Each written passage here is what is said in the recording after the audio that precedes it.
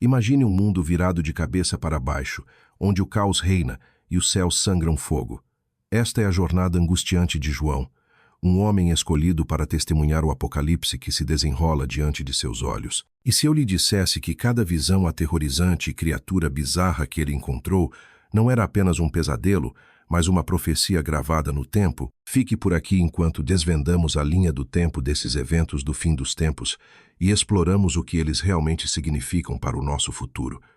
Você está pronto para enfrentar o desconhecido juntos? Uma vez encalhado na ilha acidentada e isolada de Patmos, mergulhado na solidão, João viu-se envolvido por uma profunda quietude, muito distante da agitação do mundo. O que parecia um exílio desolado lentamente se desenrolou em um canal para encontros celestiais, à medida que visões divinas surgiam, revelando a intricada tapeçaria do destino do mundo. No meio deste silêncio sagrado, a contemplação de João foi interrompida por uma presença diferente de qualquer outra. Uma figura emergiu, seu semblante radiante com uma glória indescritível, uma visão que capturou os sentidos de John com admiração e um arrepio de ansiedade. Foi num dia em que o espírito estava particularmente palpável, talvez durante uma de suas reflexões meditativas, que esse encontro ocorreu. A figura permanecia com um ar de poder e serenidade, seu manto de um branco deslumbrante, uma vestimenta enrolada no peito com uma faixa dourada,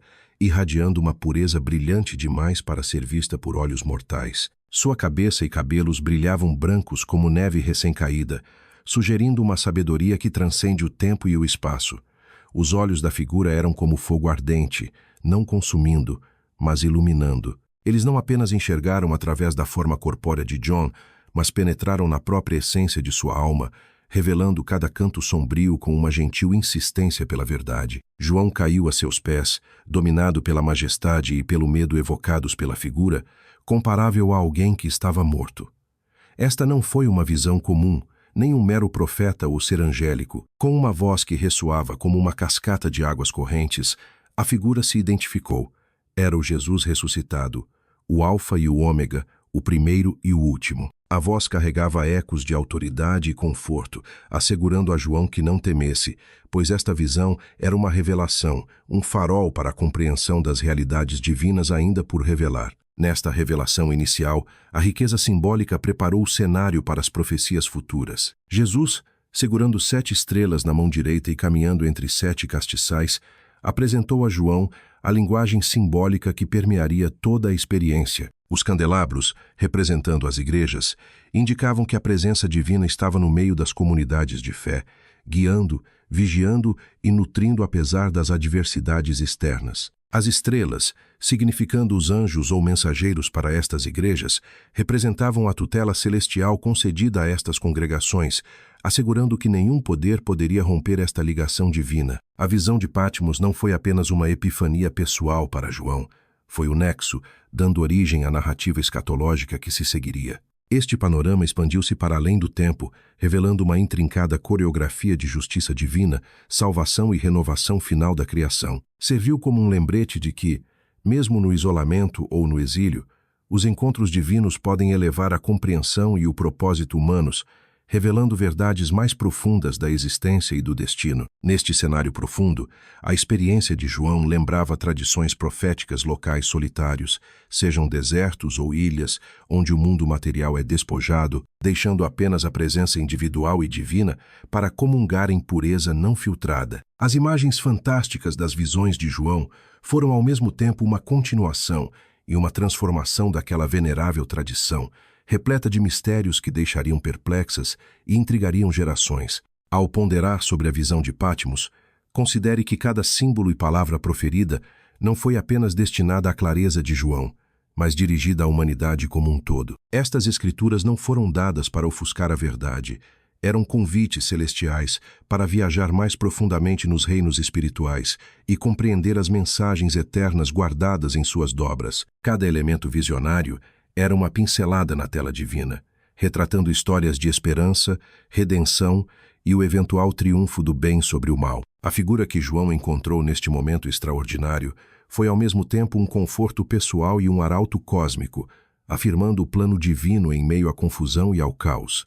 Assegurou aos crentes que, apesar dos acontecimentos temíveis previstos nos pergaminhos futuros, a vitória final estava gravada na eternidade, ancorada pelo Cristo ressuscitado. À medida que transitamos deste encontro inspirador, as cenas subsequentes mudam nosso foco para a majestade da sala do trono celestial. Esta revelação, distinta mas entrelaçada, continua a desenrolar a odisseia divina de João, atraindo-nos irresistivelmente para as cortes celestiais. Aqui, em meio a um panorama de seres celestiais, o pergaminho sagrado com 7 selos aguarda aquele que for digno de abri-lo, sendo cada selo um prelúdio do drama divino a ser revelado. A experiência de João na ilha de Patmos foi uma jornada transformadora, transcendendo os reinos do terreno e do divino. Enquanto ele permanecia em meio ao isolamento absoluto de seu ambiente rochoso, emergindo de seu profundo encontro com a figura majestosa do Cristo ressuscitado, outra visão o aguardava, uma visão que o transportaria para a sala do trono celestial. Foi aqui que João foi envolvido por uma revelação inspiradora de grandeza celestial e autoridade divina, uma cena que desafiava a compreensão humana, mas pintava um quadro da profunda majestade da ordem divina. Ao ser arrebatado pelo Espírito, João vislumbrou o próprio coração do céu.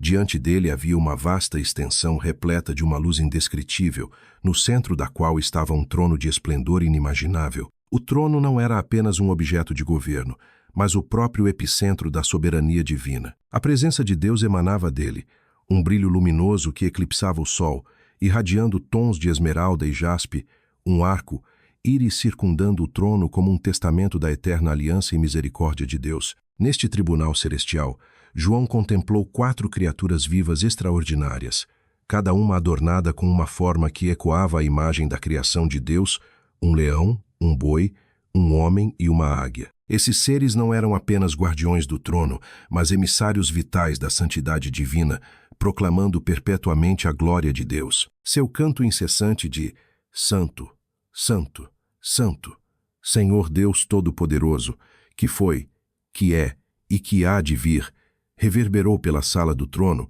um testemunho da natureza eterna e imutável do Todo-Poderoso. Posicionados em torno desta cena sagrada estavam 24 anciãos, cada um sentado em tronos. Eles estavam vestidos com roupas brancas, a pureza de seus trajes refletindo sua retidão e aprovação divina, e usavam coroas de ouro, significando a honra e a autoridade que lhes foram concedidas. Esses anciãos representavam os fiéis do povo de Deus, as 12 tribos de Israel e os 12 apóstolos do Cordeiro, fundindo a antiga e a nova aliança numa unidade em torno do trono de Deus. Eles foram testemunhas da ordem cósmica de adoração e reverência devida ao Criador. Contudo, no meio desta congregação celestial, a atenção de João foi atraída para a presença enigmática de um pergaminho nas mãos daquele que estava sentado no trono. O pergaminho foi selado com 7 selos, um documento misterioso e pesado que representava o título de propriedade da terra, uma declaração do plano soberano de Deus para a criação. A compreensão da sua importância era profunda. Significava a vontade divina, a revelação da ordem e do julgamento pretendidos por Deus para o mundo. Contudo, ninguém no céu ou na terra foi considerado digno de quebrar os selos e abrir o livro, fazendo com que João chorasse em desespero. O propósito do pergaminho era imperativo e seu conteúdo vital para o desenrolar da justiça e da redenção divinas. No entanto, na ausência de alguém digno, parecia que a consumação do plano de Deus permaneceria encoberta e não realizada. A gravidade deste momento sublinhou a exigência única de dignidade perfeita e autoridade divina para implementar o plano de Deus. No meio da angústia de João, um dos anciãos falou palavras de esperança e revelação, direcionando João ao leão da tribo de Judá, a raiz de Davi, que triunfou sobre as forças do mal e, portanto, foi digno de abrir o pergaminho.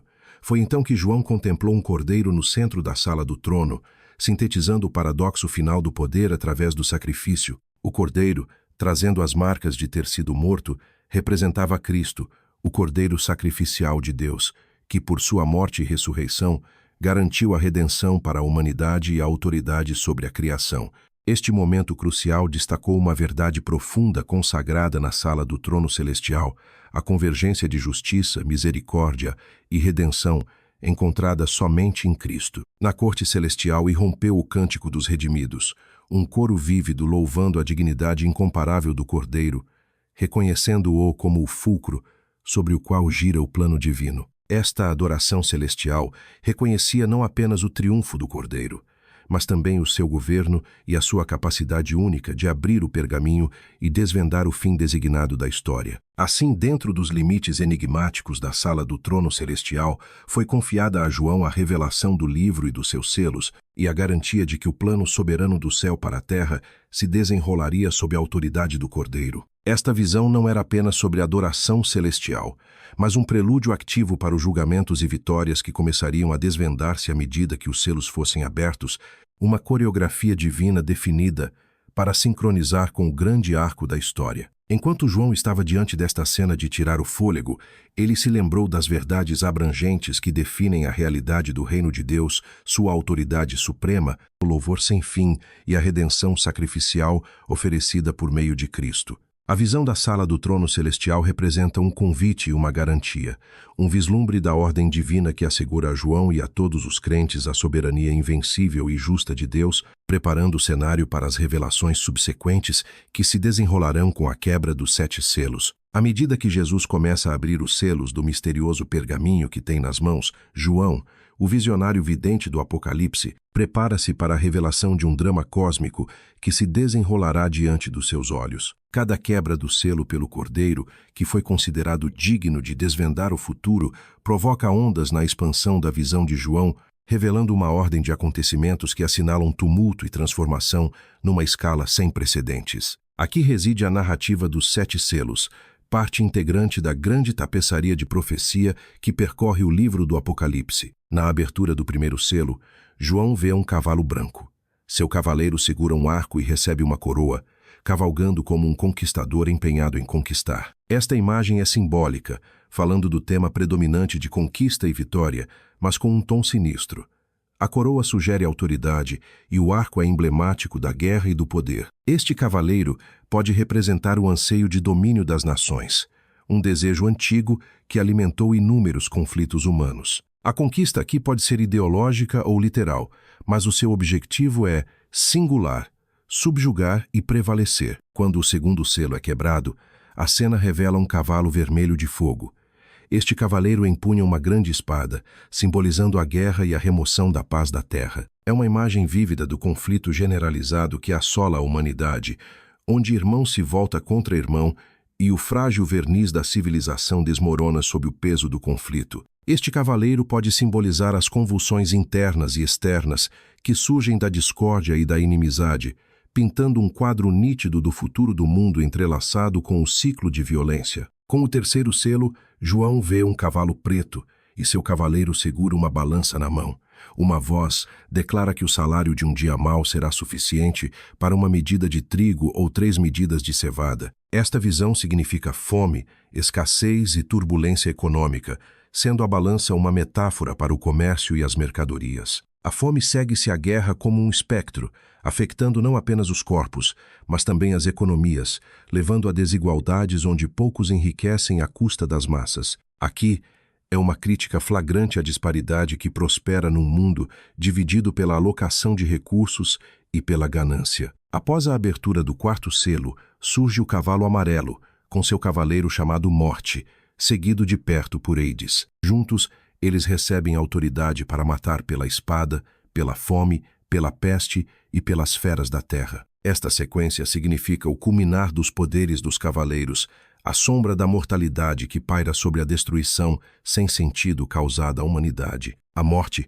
indiferente à riqueza e ao estatuto, serve como um grande equalizador, lembrando-nos da fragilidade da vida humana. O quinto selo muda o foco para as almas dos mártires sob o altar, vozes clamando por justiça e retribuição aos seus perseguidores. Este momento comovente sublinha o tema da justiça divina, o paciente que espera que o justo julgamento de Deus seja executado. Reflete a luta interminável do sofrimento humano e as questões profundas sobre por que os justos devem suportar a aflição. A estas almas, vestidas com vestes brancas, é prometido descanso até que o número total dos seus conservos e irmãos e irmãs se complete, um símbolo de esperança e a vindicação final da fé. Com a quebra do sexto selo, perturbações cósmicas envolvem o reino terrestre.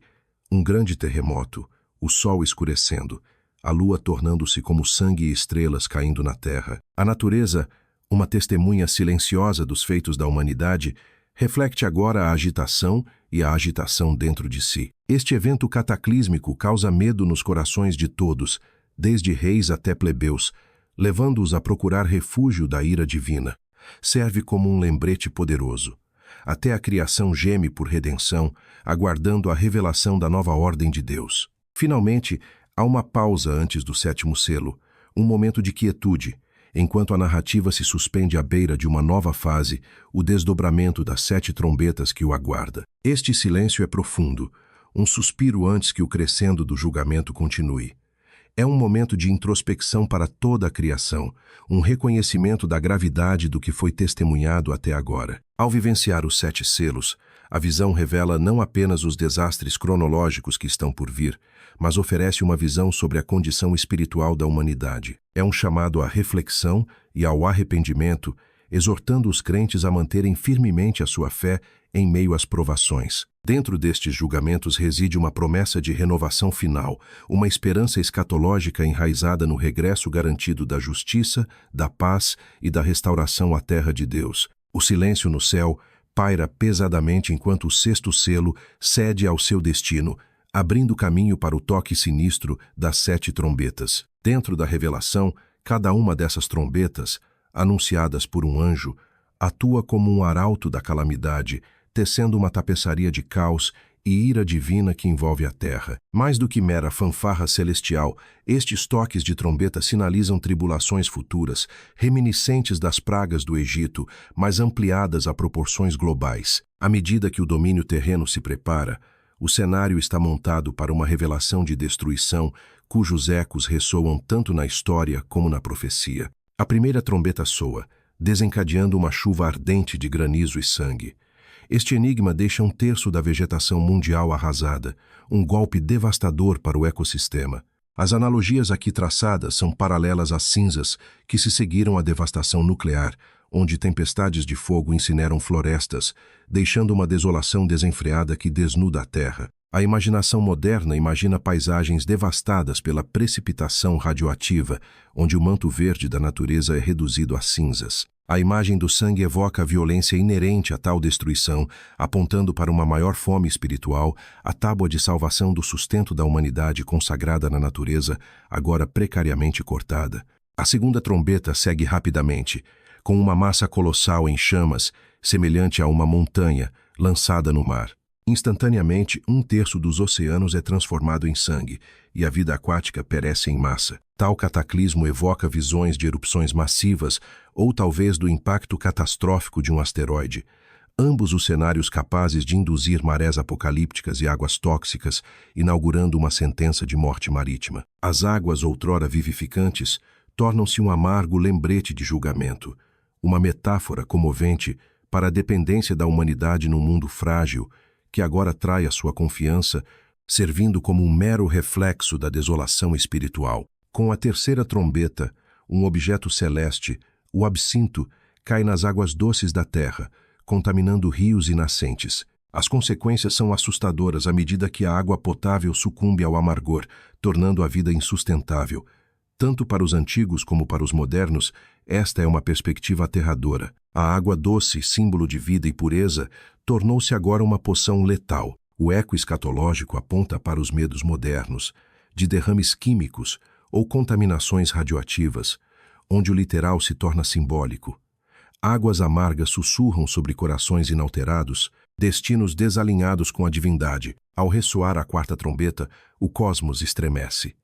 1/3 do sol, da lua e das estrelas escurece, privando a terra de luz. Este apagão agourento serve como uma cortina celestial, mergulhando o mundo num crepúsculo arrepiante. O efeito imediato ecoa histórias de invernos nucleares ou acontecimentos cósmicos imprevistos, apocalípticos astrofísicos que os antigos videntes dificilmente poderiam imaginar, mas que agora ostentam um realismo misterioso. A escuridão reina, uma metáfora para a iluminação negada, a depravação espiritual iluminada pelos luminares ausentes que outrora guiaram o caminho da humanidade, uma lembrança gritante da fragilidade de todas as certezas percebidas. Depois, a quinta trombeta, um chamado angustiante que comanda a abertura do abismo. De suas profundezas enfumaçadas emergem entidades semelhantes a gafanhotos, dotadas do poder de atormentar a humanidade. Esta praga transcende os limites da calamidade física, mergulhando nos domínios psicológico e espiritual. Essas hostes demoníacas aterrorizam as almas, não até a morte, mas para um sofrimento pior, uma devastação interior que remonta a visões de pesadelos e algozes. A imagem serve como um terrível prenúncio de guerra espiritual. O tormento da mente, um apocalipse nem sempre esculpido no fogo, mas no medo e no pavor. O toque da sexta trombeta liberta 4 anjos horríveis presos no Éufrates.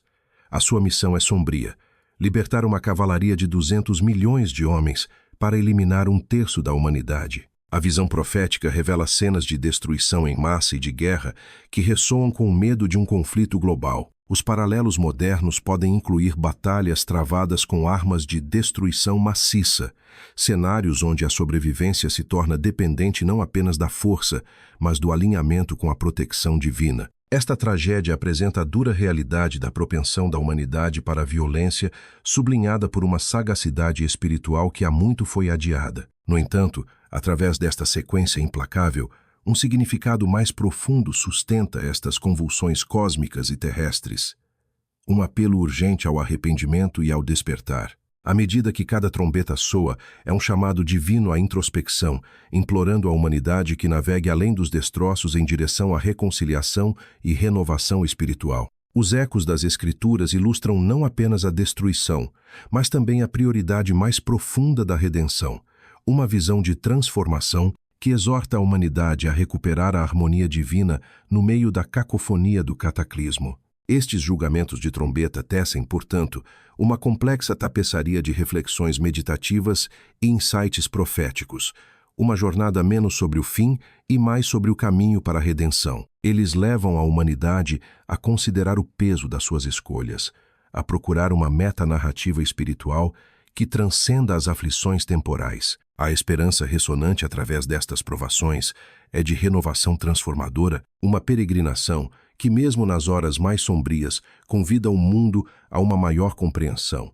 Um vislumbre de uma graça inabalável entre os ecos da profecia e o toque de clarim das 7 trombetas. À medida que a jornada visionária de John se desenrola, ele se vê envolvido num reino onde o tempo parece suspenso, onde as lutas terrenas ecoam as batalhas celestiais. Aqui, os símbolos respiram e as metáforas marcham com propósito.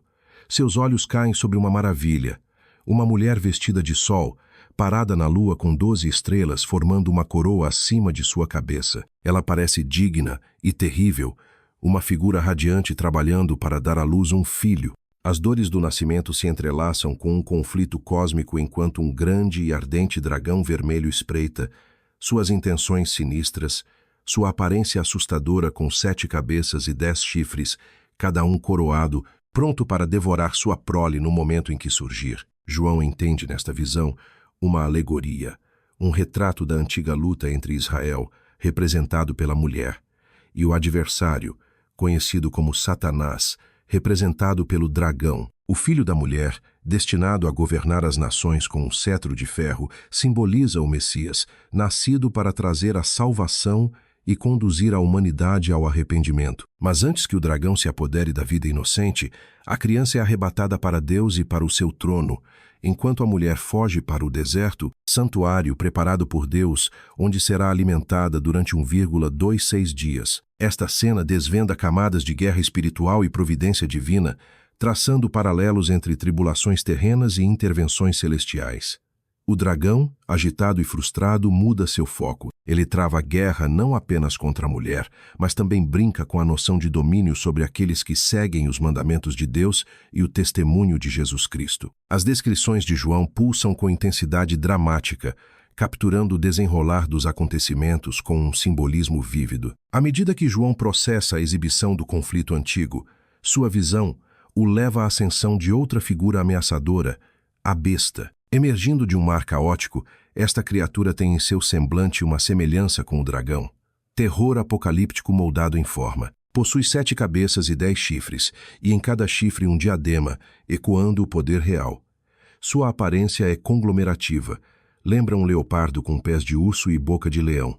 O poder e a autoridade são enganosamente concedidos à besta pelo próprio dragão mencionado anteriormente, uma união de forças malignas que conspiram pela dominação global. Jon observa enquanto a besta cativa a humanidade. Impressionado com o seu surgimento inspirador, o mundo se pergunta e segue, exclamando: quem é como a besta? Quem pode travar guerra contra ela? Esta adoração profana abre caminho para a besta falar palavras pomposas e blasfêmias, declarando guerra contra os santos e concedendo permissão para vencer. Luz, a autoridade estende-se a cada tribo, povo, língua e nação, exortando todos os habitantes da terra a adorarem, excepto aqueles cujos nomes estão escritos no livro da vida do Cordeiro. A concretização de um império tirânico sob o anticristo toma forma, uma era onde a adoração genuína é substituída pela veneração coercitiva, onde o medo se funde com o fanatismo. Uma segunda criatura muito parecida com a primeira em maldade surge da terra, conhecida como falso profeta. Ele compartilha a agenda malévola do dragão, usando o engano como arma. Ele realiza sinais milagrosos, orientando a humanidade a criar uma imagem da besta, dando vida a esse ídolo, levando todos a receberem uma marca na mão direita ou na testa. Na visão de João, a marca da besta representa um selo sinistro, um sinal de lealdade a este regime opressivo. Determina a capacidade de comprar e vender, incorporando o medo na sobrevivência diária. No entanto, por trás de cada reviravolta e vinheta aterrorizante está a mensagem incansável. A esperança reside na fé e no discernimento inabaláveis. À medida que os santos perseveram, a sua resistência brilha, um testemunho da força inabalável da fé contra as trevas prevalecentes. Embora a visão seja rica em imagens assustadoras e desespero potencial, o papel de Jon como testemunha ressalta uma verdade profunda. O poder supremo não reside na besta nem no dragão, mas no divino. É um chamado à vigilância, à fidelidade e à resistência espiritual diante do engano. A visão de João continua, fluindo continuamente de uma revelação surpreendente para outra, tecendo uma história de disputa cósmica e vitória divina, conduzindo ao próximo capítulo, onde a perseverança fiel e o clímax próximo do julgamento divino aguardam. A cena no palco profético muda dramaticamente à medida que as visões apocalípticas de João continuam a se desenrolar, marcando a entrada dos 144 na narrativa divina. Estes 144 indivíduos, descritos no livro do Apocalipse, são figuras simbólicas que desempenham um papel crucial durante o período tumultuado do reinado do Anticristo. Escolhidos a dedo entre as tribos de Israel, eles representam um novo começo para o povo escolhido de Deus no contexto destes eventos do fim dos tempos. A sua conversão para seguir a Cristo no meio do caos crescente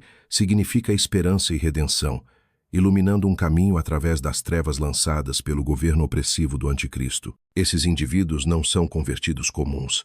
Eles são marcados por uma vocação profunda que os diferencia. Selados com a proteção de Deus, permanecem imaculados pelos encantos do mundo, dedicando-se inteiramente à missão de anunciar o Evangelho durante um dos momentos mais sômbrios da história. A sua presença não é meramente simbólica, mas serve como um testemunho das promessas inabaláveis por Deus e da fidelidade inabalável à sua aliança com Israel. No meio das adversidades, estes 144 tornam-se arautos da verdade, voltando os corações para o Redentor, ao mesmo tempo que permanecem como um baluarte contra o engano propagado pelo falso profeta. À medida que os eventos se desenrolam neste campo de batalha cósmico, a narrativa transita rapidamente para revelar a fase da série final de julgamentos divinos, conhecida como julgamentos da taça. Estes julgamentos são sequenciais, cada um trazendo uma praga devastadora sobre a terra, aumentando a severidade da ira de Deus derramada contra o pecado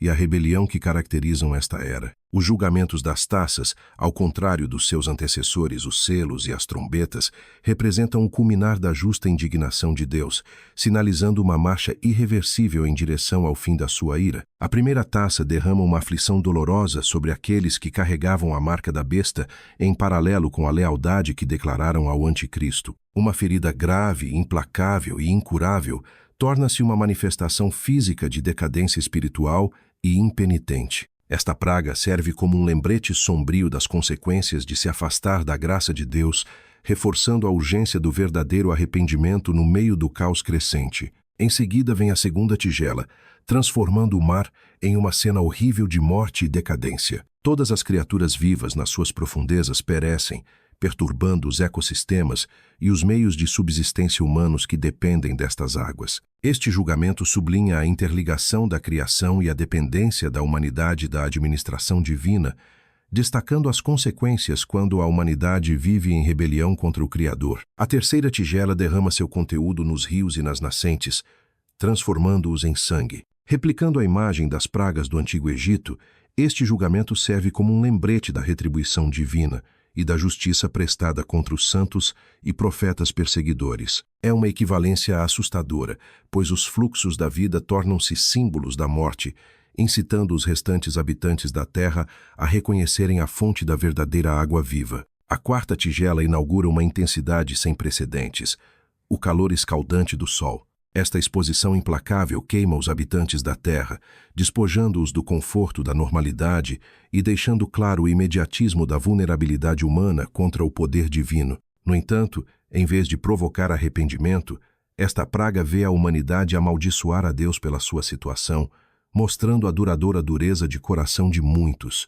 Continuando, a quinta taça tem como alvo a própria sede do poder da besta, lançando seu reino na escuridão total. Este vazio tangível reflete a escuridão espiritual que permeia o regime, semeando ainda mais confusão e turbulência entre aqueles que seguem o anticristo. Entre ranger de dentes e gritos blasfemos, o reino que antes parecia invencível treme sob o peso da retribuição divina. A penúltima sexta taça prepara o caminho para um confronto climático. Seca o grande rio Eufrates, removendo uma barreira natural e preparando o palco para os reis do Oriente.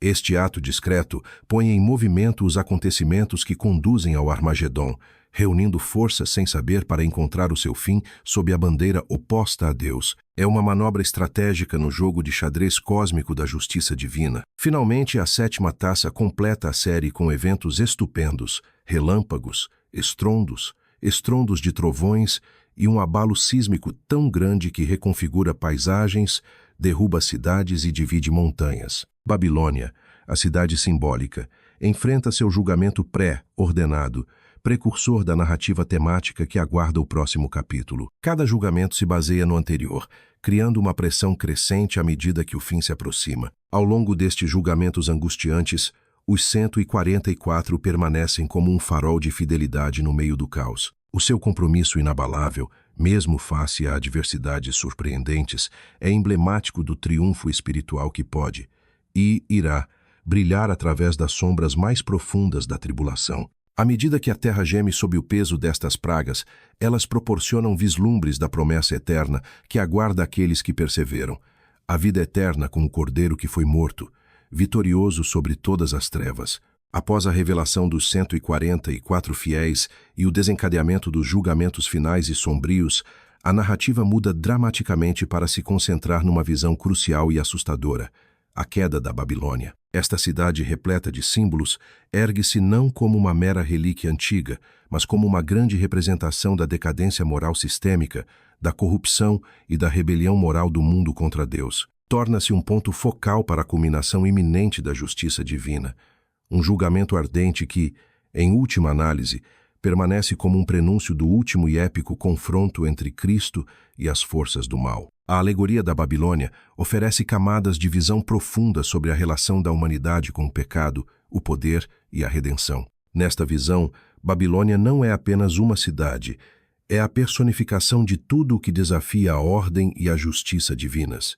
Desde seus dias de glória, quando era um centro de comércio e cultura, a Babilônia, com o tempo, se torna um símbolo de arrogância e idolatria humana, um lugar onde riqueza e poder reinam sobre a verdade e a justiça. Esta cidade se torna uma metáfora para os sistemas mundanos que priorizam o ganho material e o compromisso moral sobre a integridade espiritual e a obediência a Deus. Vendo sua opulência e influência, é fácil entender por que serve como uma metáfora do fascínio sedutor do pecado que, ao longo da história, prende a humanidade. À medida que a narrativa da queda da Babilônia se desenrola, ela é arborizada com intensidade emocional e espiritual. Começa com um poderoso anjo descendo do céu, tendo grande autoridade iluminando a terra com sua glória. Com uma voz estrondosa, o anjo declara: Caído, caído é a Babilônia, a grande.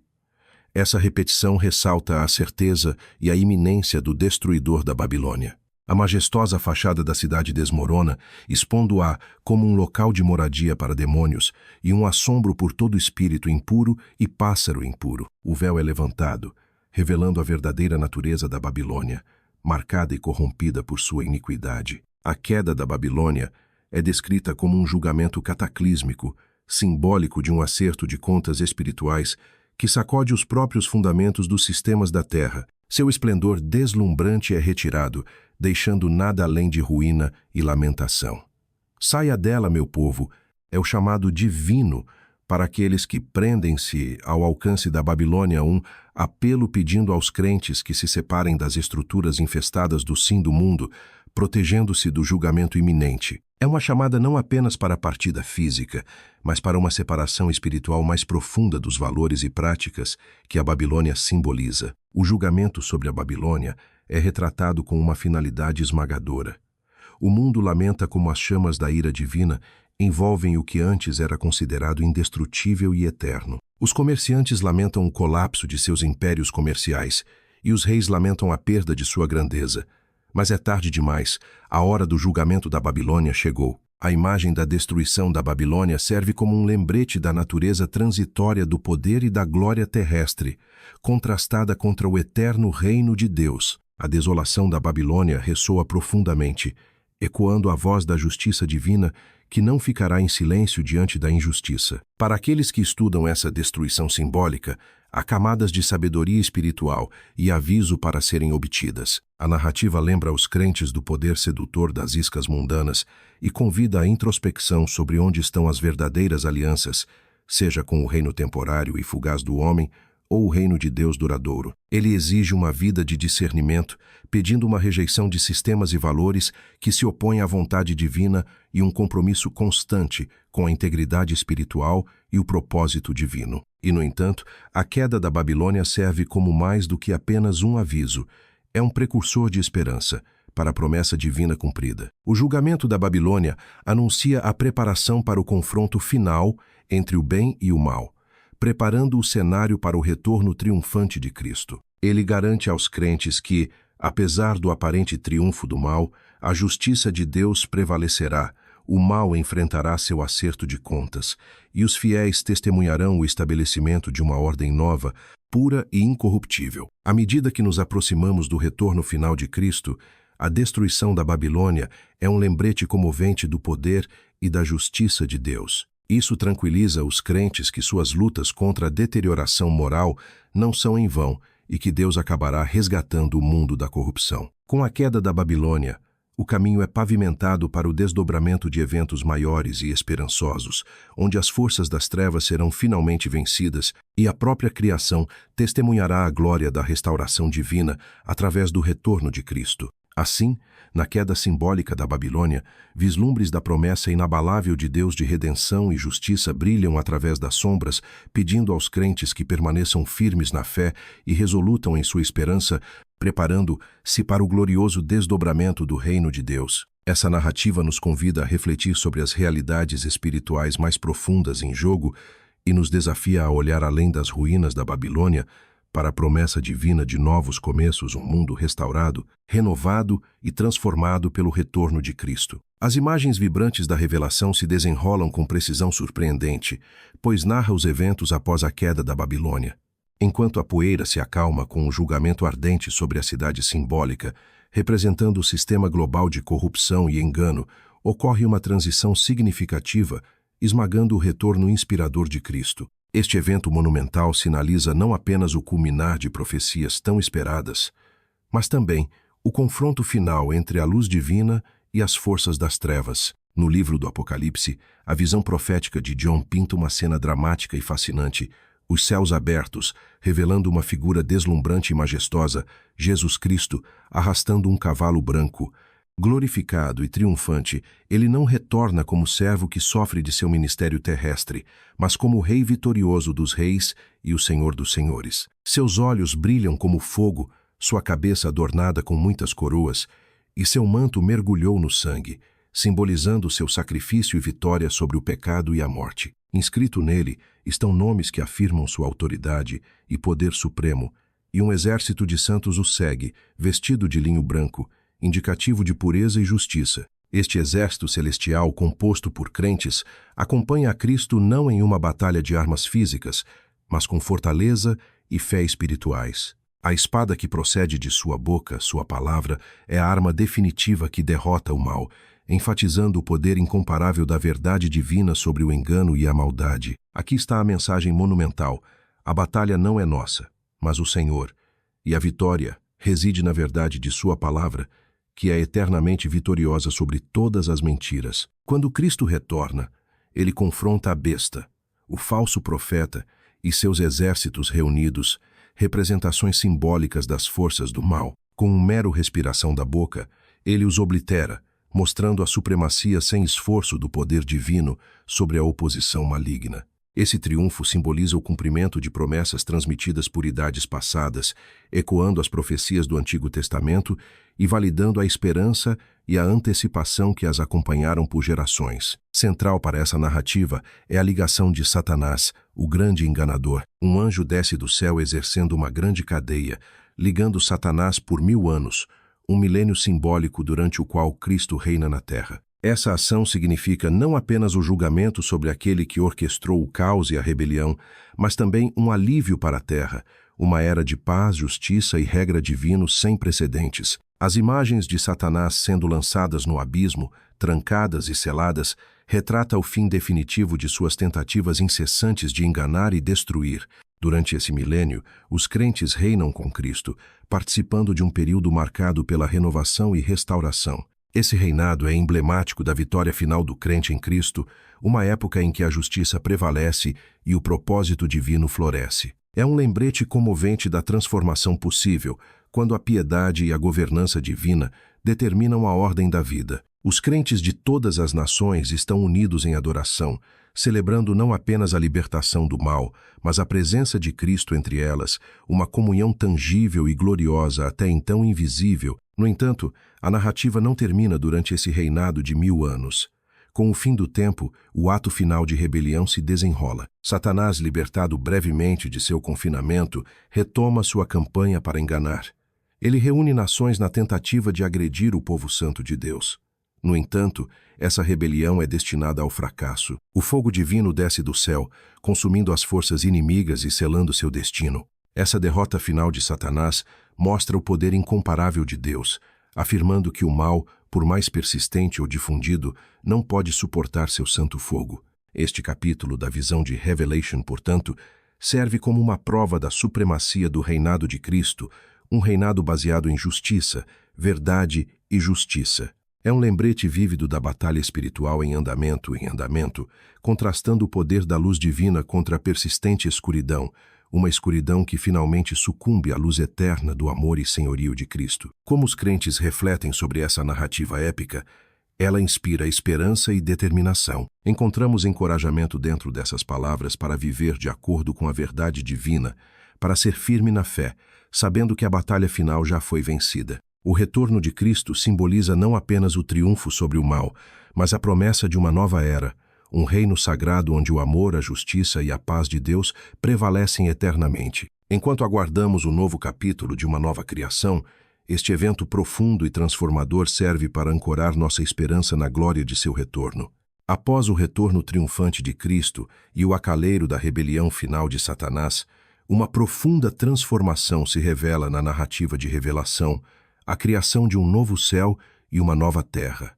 É como se o próprio cosmos passasse por uma metamorfose, levando uma realidade divina que mescla perfeitamente os reinos espirituais e físicos. John, em sua visão vívida, testemunha esse evento monumental e compartilha uma imagem tão poderosa que captura a essência da renovação, esperança e comunhão eterna com o divino. Os céus e a terra atuais, marcados pelos traços do pecado e do sofrimento, dão lugar a uma ordem primitiva, uma nova criação. Em Apocalipse 21:1, João declara: Então eu vi um novo céu e uma nova terra, pois o primeiro céu e a primeira terra haviam falecido, e não havia mais mar. Essa imagem não apenas significa a eliminação do caos, frequentemente representada pelo mar na literatura bíblica, mas também uma reordenação abrangente da própria existência. A visão cativante reflete um universo revitalizado, um lugar onde os justos vivem em harmonia perpétua com a vontade soberana de Deus.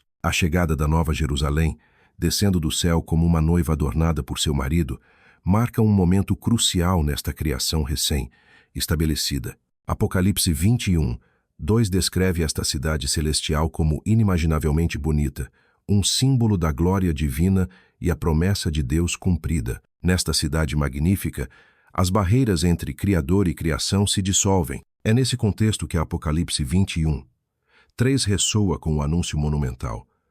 O local da moradia de Deus está agora entre as pessoas, e ele habitará com eles. Isso significa não apenas a proximidade, mas uma presença profunda e interminável de Deus com a humanidade. A longa separação entre os reinos espirituais e os físicos é curada, promovendo uma união tão íntima e duradoura quanto um casamento. Este novo cosmos oferece mais do que apenas o fim da separação.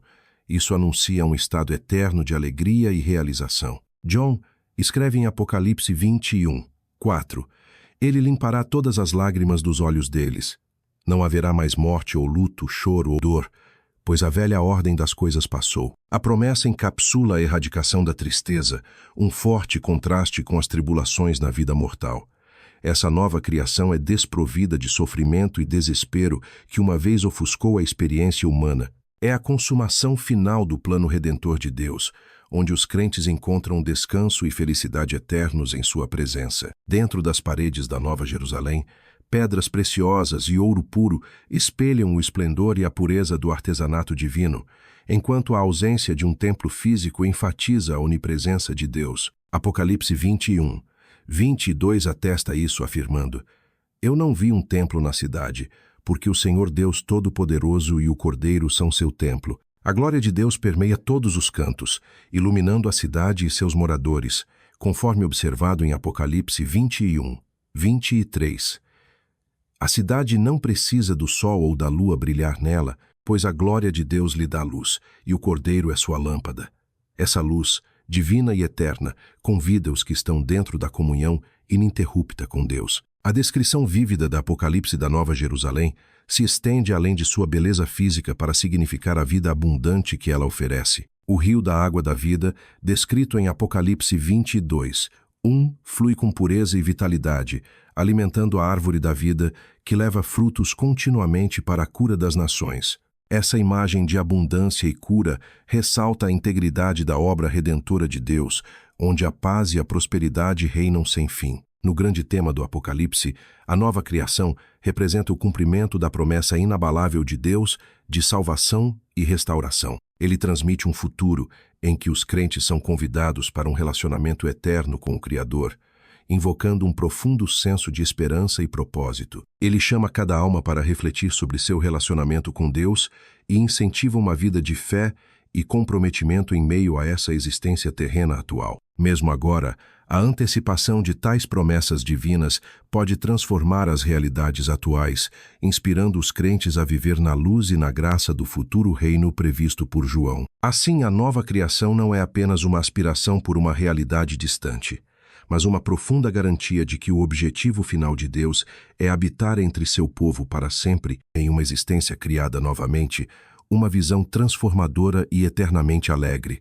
Esse ponto culminante da história chama todo crente a olhar para o futuro com corações expectantes, pronto para abraçar a eterna alegria e integridade oferecidas quando Deus caminha entre sua criação mais uma vez.